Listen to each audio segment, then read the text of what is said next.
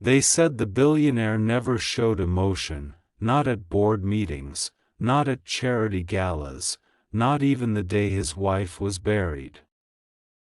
But the moment he heard the splash from the backyard pool and the terrified, silent scream of his autistic son, something inside him cracked, and what happened next would change every life in that mansion forever. Ethan Hale had built an empire out of cold decisions and perfect timing, but none of that had prepared him for raising Noah alone.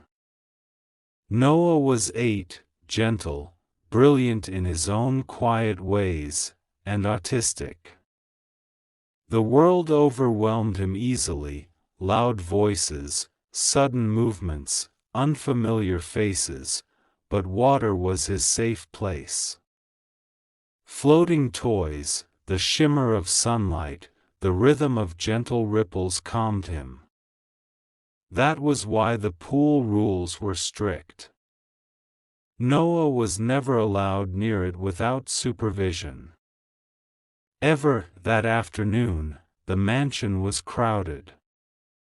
Business associates, their families, laughter echoing off marble walls. Ethan had stepped inside for a call that couldn't wait, trusting the staff and the security cameras that watched every corner of his home. Noah sat by the pool's edge, lining up his toy boats with careful precision, humming softly. He didn't notice the boys nearby whispering, snickering, daring each other. It happened fast. A shove. A cruel laugh. Noah's body tipped forward, his arms flailing as he fell into the water. The world went silent for him, no sound, no order, just panic. He didn't scream. He never did. He sank, eyes wide, lungs burning, hands clawing at nothing. Across the yard, Amara froze. She was 12, the daughter of the new groundskeeper, a black girl who had learned early how to stay invisible in places that weren't built for her. She had been told to stay out of the way, not to draw attention, not to touch anything that wasn't hers. But when she saw Noah disappear beneath the surface, something louder than fear rose in her chest. She ran. Adults were laughing, glasses clinking, conversations overlapping. No one noticed the small body struggling under the water.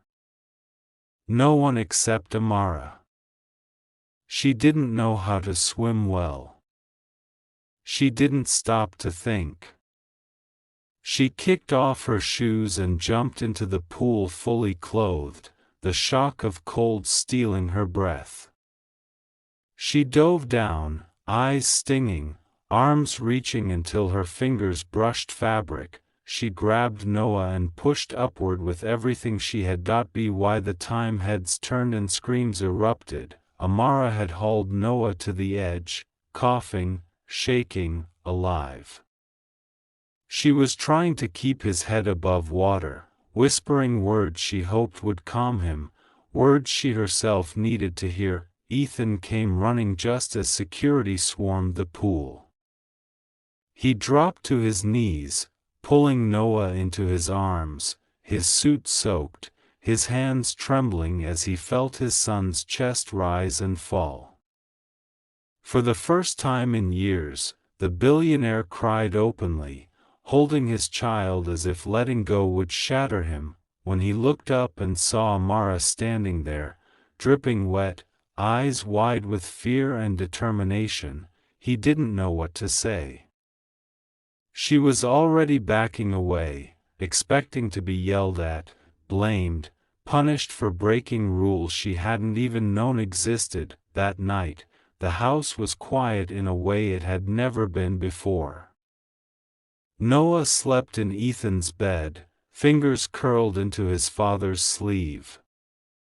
Ethan sat awake, watching security footage on his tablet, replaying the moment again and again. The shove. The laughter. The crowd not looking. And then, Amara, running without hesitation, that he realized something that terrified him more than almost losing his son. All his money, all his power, all his cameras hadn't protected Noah. A child with nothing but courage had. The next day, Ethan asked to see Amara and her father. They arrived nervous, prepared for consequences. Amara stared at the floor, her clothes neat but worn, her hands clasped tightly. Ethan knelt in front of her so their eyes were level. "You saved my son," he said softly. "Why did you jump in?" Amara swallowed. "Because no one else did." The words hit harder than any accusation. Ethan felt the weight of every time he had trusted systems over people, distance over presence. He thanked her, offered money, scholarships, anything he could think of. Amara shook her head, confused. "I just didn't want him to be scared," she said. Something changed after that. Ethan fired the families responsible for the boys who pushed Noah, banning them from his property and his business without apology.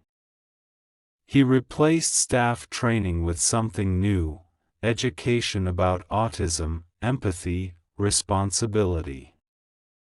He started leaving his office earlier, sitting with Noah by the pool, learning his son's world instead of forcing Noah to survive in his. And Amara? She didn't fade back into the background. Ethan invited her to visit, to swim with Noah, to laugh with him. She had a way of understanding when he needed space and when he needed company. Noah trusted her, followed her lead, smiled more than Ethan had ever seen. Months later, on a quiet afternoon, Ethan watched the two children by the pool, feet dangling in the water, toy boats floating between them. Noah lined them up carefully. Amara didn't disturb the order. She simply sat beside him, present. Ethan understood then that the unthinkable thing Amara had done wasn't just jumping into the pool. She had reminded him that humanity doesn't come from wealth or power, but from noticing, caring, and acting when it matters most. The world had failed his son for a moment. A brave girl had refused to. And because of that, a billionaire learned how to be a father, a child learned he was worth saving, and a story that began with cruelty ended with hope strong enough to change them all.